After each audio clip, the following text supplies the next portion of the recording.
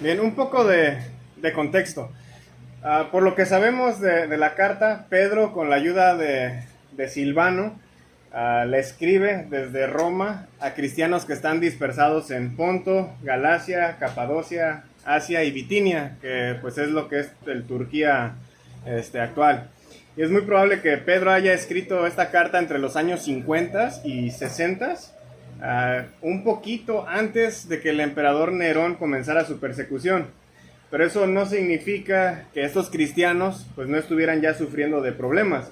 De hecho, eso se menciona varias veces en la carta. Por lo tanto, por medio de esta carta, Pedro pues está buscando dar ánimos de esperanza a estos cristianos que están en medio de un sufrimiento. Dice Tim McKee que el pueblo de Dios es una minoría incomprendida, que vive bajo el gobierno de un rey diferente. Y entonces la persecución le ofrece la oportunidad a los cristianos de mostrar a los demás cuál es el generoso amor de Jesús. Al iniciar la carta, Pedro les menciona de que, pues a pesar de que están exiliados en el Imperio Romano, pues ellos son elegidos en el reino de Dios.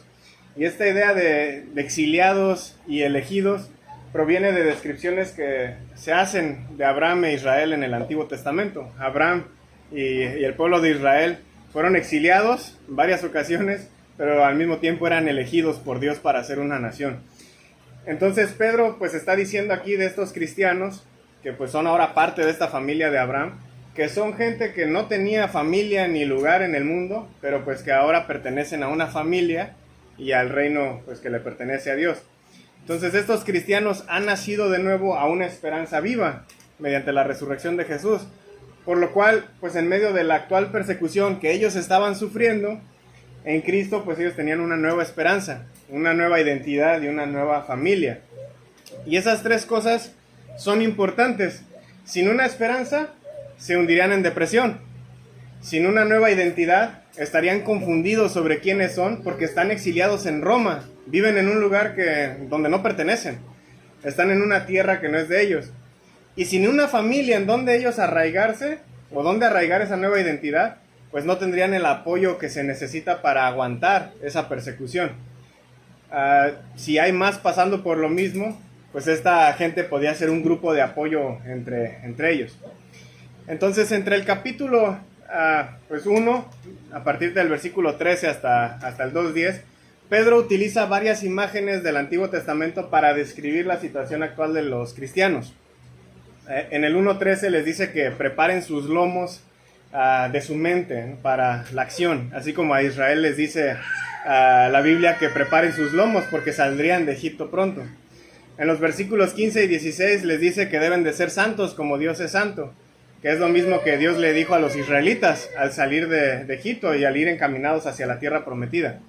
En los versículos 17 al 21 les habla del tiempo de su peregrinación y describe a Jesús como el Cordero sin tacha y sin mancha por medio de quien son redimidos, que es lo mismo que vemos de Israel en el Éxodo. Eran peregrinos y fue por medio del Cordero de Pascua que obtuvieron esa libertad. En los versículos del 22 al 25, que es lo que estábamos leyendo, Pedro los describe como el pueblo del nuevo pacto, así como Israel fue el pueblo del pacto con Dios en el Antiguo Testamento. En los versículos 1 al 8 del capítulo 2, que también leímos, Pedro los describe como el nuevo templo, porque entre ellos habita Dios. Y entonces, así como el templo de Israel, pues sabíamos que ahí habitaba Dios entre su pueblo, pues ahora es en la iglesia en donde Dios habita, ¿no? En los versículos 9 al 10, Pedro los describe como un reino de sacerdotes, que es lo que los israelitas necesitaron para el tabernáculo y el templo después de Egipto, necesitaban sacerdotes. Con todo esto, Pedro lo que está haciendo es conectando a estos cristianos, ya sea que sean judíos o gentiles o una combinación de los dos, pero los está conectando con la historia de Israel. Así como los israelitas, pues todos los cristianos andábamos esclavizados en algún punto, en este caso al pecado. Fuimos luego adoptados por Dios, nos convertimos en peregrinos en este mundo, en exiliados. Y mientras caminamos hacia la nueva tierra prometida, Dios habita entre nosotros, porque somos el templo, que somos la iglesia de Dios, ¿no? Es la gente que adora a Dios y que pues son sacerdotes que ofrecen a Dios el sacrificio vivo y santo constantemente. Todo esto que dije es mucho que digerir. Son bastantes cosas lo que Pedro nos está diciendo aquí. Pero una vez que lo empezamos a entender, es difícil de olvidarlo. El punto es que Pedro les recuerda que ya son hijos de Dios y que han sido llamados a ser santos y que deben de vivir según ese llamado, enfocándose en crecer, espiritualmente hablando, tanto como individuos como en grupo. Ahora, para entender todo eso, Pedro empieza a usar pues varias metáforas. Y voy a describir pues cada una, pero un poquito de rápido, porque bueno, podríamos tardar horas en cada metáfora y bueno, no tenemos tanta vida. Pero sí quiero que pues las entiendan para que realmente entiendan qué está diciendo Pedro aquí, ¿no? La primera metáfora que él da es la metáfora de la flor. Si yo compro 2 flores de sol y dejo una en la sombra y otra en el sol, al transcurrir la semana, ¿habrá diferencias entre las 2 flores? ¿Por qué?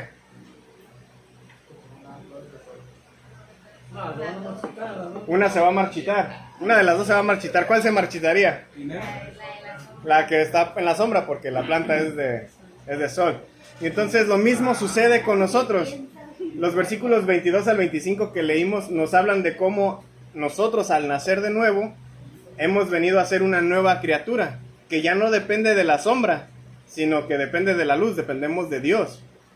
Como esa flor, somos de Dios y nuestra vida se encuentra en Él. Si nos salimos de ese entorno, va a provocar en nosotros lo que le pasa a esa flor de sol que está en la sombra. Nos vamos a marchitar y eventualmente pues nos vamos a morir. Bueno, nuestra vida está en Dios. Por lo tanto, ahora que somos hijos de Dios, la paternidad en Cristo debe incluir una conducta como la de Cristo. Aquí Pedro nos dice que hemos purificado nuestras almas en obediencia a la verdad. ¿Y qué es la verdad? O más bien, ¿quién es la verdad? Juan 14:6, Jesús les dijo, yo soy el camino, la verdad y la vida. Nadie viene al Padre sino por mí. Purificamos nuestras almas al obedecer a Cristo. Debemos obedecer a Jesús. Pero no solo eso. Como recién nacidos no podemos sobrevivir solos. Necesitamos de otros. El frijolito, bueno, Axton, para los que luego ven los videos y no saben quién es mi hijo. Axton no solamente necesita de Dios, también necesita de sus padres, buenos o malos, como seamos, pero nos necesita para sobrevivir. No lo podemos dejar nada más a la deriva. Y lo mismo sucede con nosotros como cristianos, no podemos estar a la deriva. Hay gente que se convierte al cristianismo y ya no vuelve a aparecerse en una iglesia, porque mi relación con Dios es personal. Pero ¿qué va a pasar con un bebé recién nacido que se deja aislado? Se va a morir. Y eso es lo que aquí Pedro pues, nos está hablando, ¿no? El cristiano no puede vivir en aislamiento. Y solamente un cristiano puede sostenerse en contraste con el mundo por medio de la ayuda de un grupo de apoyo. Y eso es la iglesia. La membresía en la iglesia de Dios pues es señal entonces de que nacimos de nuevo. Y esos recién nacidos deben no solamente obedecer a su Padre que es Dios, sino amar a otros cristianos con un amor sincero. Y ser amados por ellos también, que es lo que aquí Pedro nos está diciendo. En la iglesia no debe de haber lugar para las hipocresías, porque la hipocresía es algo de la antigua manera de vivir.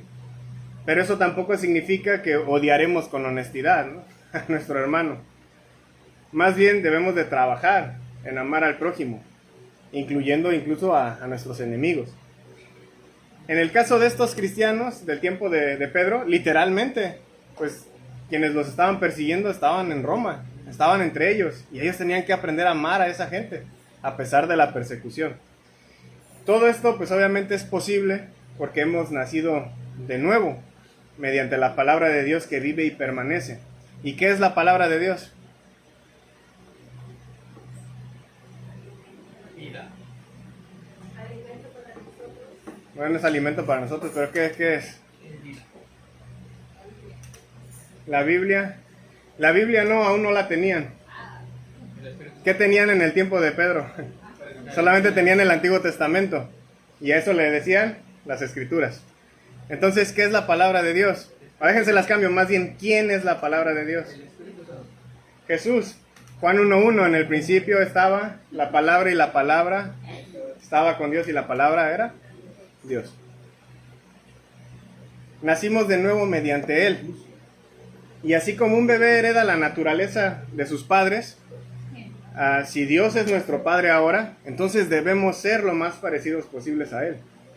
Así como la planta de sol en la sombra, pues si un cristiano no está en constante relación con Dios, se va a notar.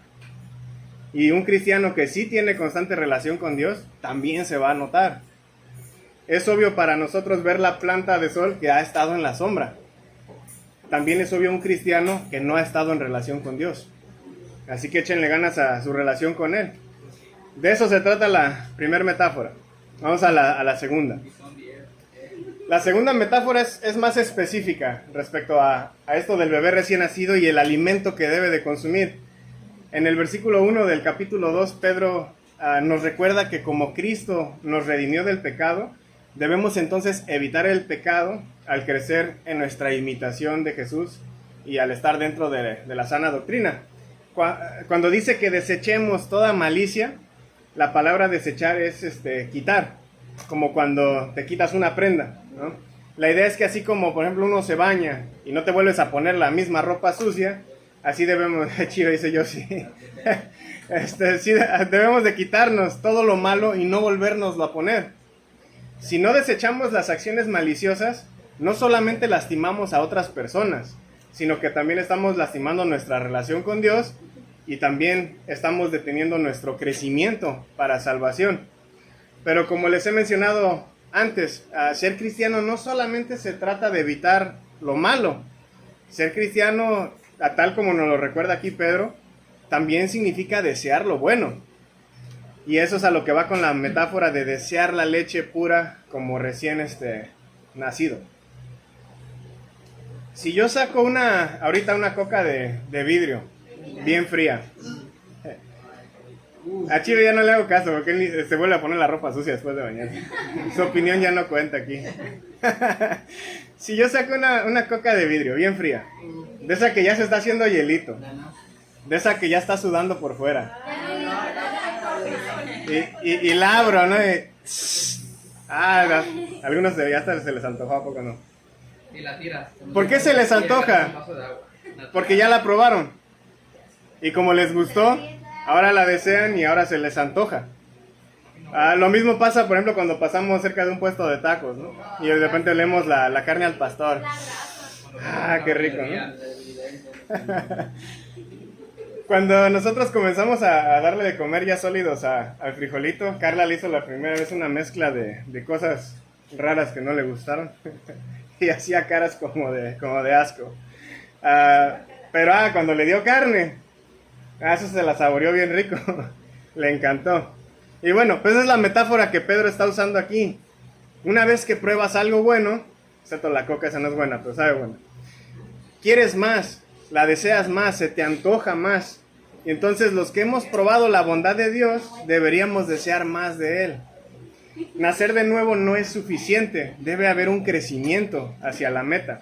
No basta con que mi hijo haya nacido, tiene que crecer, tiene que desarrollarse, tiene que madurar, tiene que en algún punto pues él vivir su vida solo o con una familia, depende de lo que decida, ¿no?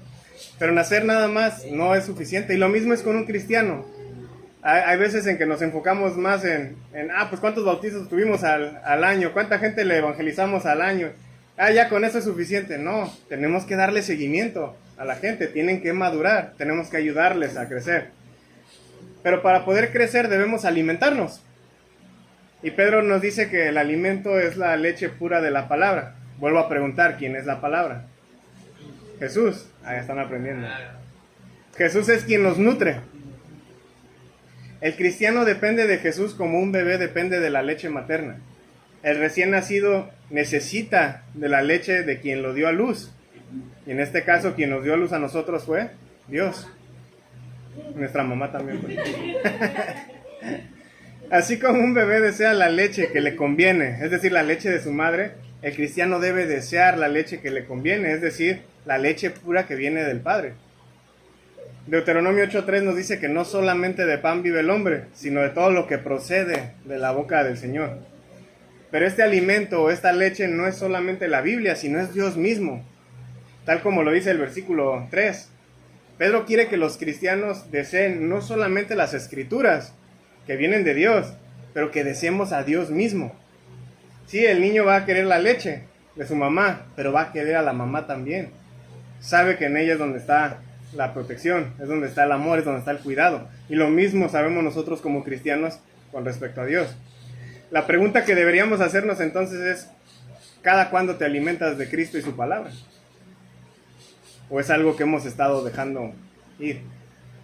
Cuando el frijolito recién nació, comía cada 2 horas. Era lo que necesitaba. Y obviamente nosotros que ya somos más grandes, comemos pues, por lo menos unas 3 veces al día. Algunos 4, ¿no? Algunos más. Pero comemos constantemente porque el cuerpo nos lo está pidiendo, lo necesita. Tristemente, como cristianos, a veces el único día que nos alimentamos es el domingo. Imagínense comer un día a la semana y nada más una comida. Pero eso es lo que muchas veces hacemos con nuestra relación con Dios. Esa fue la segunda metáfora, ¿no? Hasta aquí Pedro ha hablado del crecimiento espiritual de cada cristiano individual. Pero como comentaba anteriormente, ese crecimiento solo es posible si se crece espiritualmente en grupo también. El cristiano no puede vivir en aislamiento. En la Biblia no hay tal cosa como un cristiano en aislamiento. Y de eso se tratan las segundas 2 metáforas. La primera es la metáfora del nuevo templo, que va de los versículos 4 al 8. Ahí se nos describe como piedras vivas. Y a Jesucristo se le describe también como una piedra, la piedra angular. Para un judío del siglo I que conociera las Escrituras, la palabra piedra conllevaba una promesa doble. En primer lugar, la gran esperanza de Israel era que Dios regresaría por fin a Sión, volviendo a vivir para siempre en el templo. Y de hecho ahí vemos que Pedro cita un versículo que habla de eso. La tradición decía que el templo se construiría sobre la piedra escogida por Dios. Si encuentras la piedra, encuentras el templo y encuentras a Dios. Aquí Pedro nos dice que Jesús es la piedra. Lo encuentras a Jesús, encuentras el templo y encuentras a Dios. En segundo lugar, la palabra piedra en hebreo suena muy similar a la palabra hijo. Y aquí pues es donde a veces los autores bíblicos les gusta hacer juegos de palabras, como rimas, digamos, a veces para transmitir un mensaje. Obviamente en español esto no traduce, pero la palabra hijo en hebreo es ben y la palabra piedra es eben. Pero ¿qué tiene que ver todo esto con lo que nos dice Pedro aquí? En otra promesa bíblica, Dios prometió a David que su hijo construiría el templo y que ese hijo de David en realidad sería el hijo de Dios. El hijo o el ben de Dios construiría el templo según esta profecía y según Isaías lo haría sobre la piedra, sobre el eben, la piedra adecuada. Así es como Pedro lo está entendiendo. Entonces él está conectando a Jesús con esa piedra. Jesús es el Hijo de Dios y al mismo tiempo es esa piedra en donde se está edificando ese templo. Dice el teólogo N.T. Wright que los constructores descartaron una piedra en particular porque parece no encajar. Solo para descubrir que cuando llegaron a lo más alto del muro, justo en la cima, necesitan una piedra exactamente con esa forma. Pedro nos dice que Jesús fue rechazado, no solamente por los judíos, sino por la humanidad entera, porque no encajaba. Pero Dios demostró que esa piedra era lo más importante de todo el edificio. No encajaría en otro lado, sino en el lugar más elevado posible. Y no solamente eso, nosotros los cristianos nos dice que también somos piedras vivas, como Jesús. Es decir, tampoco vamos a encajar en este mundo, también vamos a ser rechazados por la humanidad. Pero debemos recordar que, así como Jesús, también nosotros somos elegidos y preciosos para Dios. Así que aquí hay pues un ánimo para los que sufren rechazo por su fe. Ciertamente ese es el ánimo que Pedro le está dando a estos cristianos que están padeciendo en el Imperio Romano. Ahora bien, la metáfora nos indica que la piedra angular, que es Jesús, y las piedras vivas, que somos los cristianos, en unión, somos edificados como el templo donde habita Dios. Y este punto es importantísimo. En conjunto, somos la casa espiritual de Dios. No son muchas casas, es una casa. ¿Por qué hago énfasis en esto? Piensen otra vez en esta metáfora, ¿no? De una construcción. Cada tabique en una casa es necesario. Una vez construida la casa, con todos los tabiques en su lugar, todo está completo. Ya se puede habitar en esa casa. Si afuera de la casa hay un tabique, ese tabique no es parte de la casa, está de sobra, ¿cierto? ¿Cuántos creyentes conocen que dicen que pueden tener una relación con Dios sin reunirse con la iglesia? ¿Ven la incongruencia? Si la iglesia es la casa de Dios y tú no eres una piedra viva en esa casa, sino que eres una piedra que está fuera de la casa, que es la iglesia, entonces no estás donde habita Dios y por lo tanto no tienes una relación con Dios. En conjunto somos el templo de Dios, tal como lo expresa también Pablo en 1 Corintios 3:16. ¿No saben que ustedes son el templo de Dios y que el Espíritu de Dios habita en ustedes? Noten el plural, ustedes. El templo es donde habita Dios, por lo tanto era como un portal entre el cielo y la tierra. En otras palabras, nosotros que somos cristianos somos la unión entre el cielo y la tierra. Si encuentras la piedra que es Jesús, encuentras el templo que son los cristianos y por lo tanto encuentras a Dios habitando entre ellos. Así que debemos preguntarnos, ¿eres parte de la casa de Dios o eres una piedra que está afuera sobrando? Esa es la tercera metáfora. Vamos con la cuarta y la última. En el versículo 9 del capítulo 2, Pedro cita Éxodo 19:6, que dice: ustedes serán para mí un reino de sacerdotes y una nación santa. Y aplica ese versículo a la iglesia. Vamos a hacer un poco de énfasis en la idea de reyes y sacerdotes. Cuando dice real sacerdocio, no está haciendo un contraste contra falsos sacerdotes. Aquí la palabra real significa realeza, de reyes, no de algo que es real contrastado con algo que es falso, ¿no? En el Antiguo Testamento el rey era alguien que hablaba por Dios a los demás. El rey mismo tenía un rol como el del sacerdote, pero el rey tenía la libertad de formar una ley y justicia sobre la sociedad. El rey era alguien que conocía a Dios y se notaba al favorecer al pobre y hacer justicia para los necesitados. Incluso Jeremías 22:16 nos dice eso. Si un rey no estaba enfocado en los pobres y necesitados, ese rey no conocía a Dios. Y si leen la historia del Antiguo Testamento, se van a dar cuenta que la mayoría de reyes que tuvieron entre el reino del norte y del sur, la mayoría no conocía a Dios. Ahora, el que el cristiano deba actuar como rey significa que estamos llamados a actuar según la soberanía de Cristo. Es decir, debemos formar nuestras vidas y nuestro ambiente humano dirigiéndolos hacia la justicia de Dios, mostrando en nuestras relaciones y en nuestro compromiso con el mundo un poco de esa libertad de Dios, la libertad de sanar y de restaurar al prójimo. Así como el rey, nosotros también tenemos que ver por los que están necesitados. Si no estamos llevando a cabo esa función, en algo estamos fallando. Ayer en la clase lo veíamos, un poquito mencionamos de Santiago, ¿no? Santiago menciona la religión pura y sin mancha es estar al tanto de la viuda, de los huérfanos, en pocas palabras, de la gente que necesita una familia. Ahora, el sacerdote era alguien que funcionaba como un intérprete entre Dios y la humanidad. Era alguien que, por así decirlo, construye un puente entre Dios y la humanidad cuando esa relación pues ya ha sido destruida. El sacerdote era alguien que ofrecía sacrificios a Dios para restaurar esa relación rota. Era alguien que se dedicaba continuamente a las oraciones y a las instrucciones de Dios. Dios no recibía sacrificios de nadie que no fuera sus sacerdotes. El cristiano entonces como sacerdote debe ser alguien que ayude a otros a restaurar esa relación perdida con Dios. Es alguien que debe ser un sacrificio vivo y santo a Dios. Es alguien que debe dedicarse continuamente a las oraciones y a las instrucciones de Dios. Dios se agrada de ese cristiano que está ejerciendo su sacerdocio. Y eso significa que, conectando con la metáfora anterior, alguien no puede ser un sacerdote solitario fuera de la iglesia. Si un sacerdote no está en el templo, pues, ¿qué función tiene? Entonces, un cristiano que está fuera de la iglesia, ¿qué función tiene? No puede funcionar. Este cristiano que no quiere reunirse con otros cristianos, ¿de quién es sacerdote? ¿Cómo es un sacrificio vivo y santo agradable a Dios si está fuera del templo que es la iglesia, que es donde están los sacrificios? Tenemos algo que pensar con eso, ¿no? Ahora, sí debo aclarar algo aquí, porque como dice el teólogo Jim Zambra, uno de los principales principios de la Reforma Protestante, en reacción pues con el elitismo del clerical que formaba parte del catolicismo romano de esa época, fue la afirmación de que todos los cristianos son sacerdotes y por tanto pues todos somos capaces de interactuar con Dios y representarlo ante el mundo.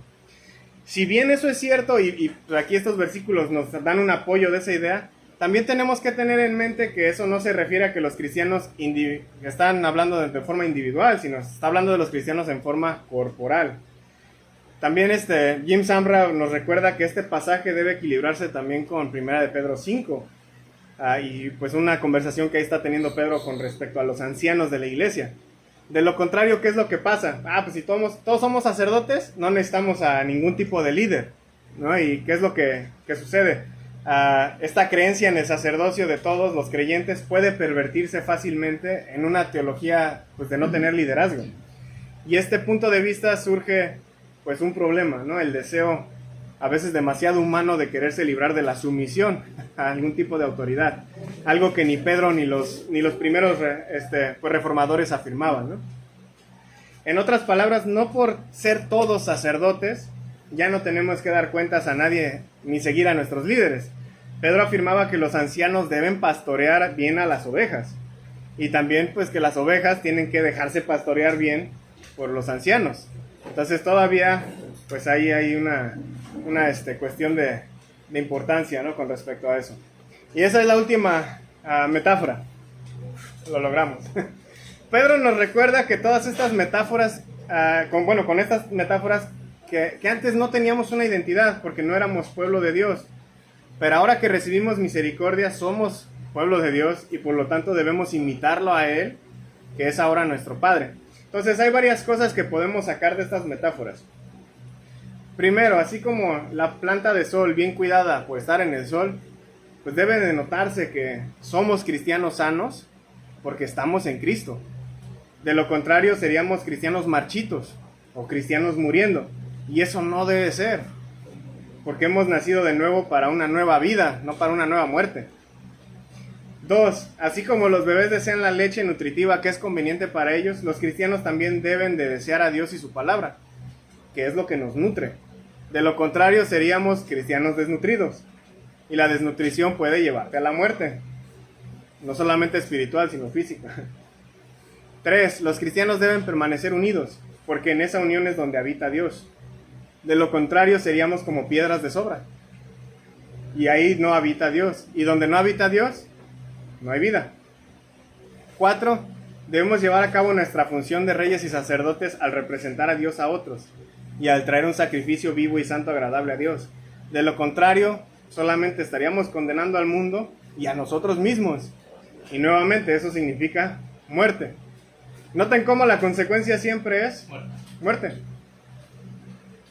La paga del pecado es muerte. ¿Cómo paga el pecado? Con muerte. ¿Qué es lo que Dios nos regala? La vida. Nuestra esperanza está en Dios, que aunque en este mundo pasemos por padecimientos, porque no encajamos, para Dios somos escogidos y somos preciosos. Por lo tanto, vivamos como escogidos. Seamos santos como Él es santo.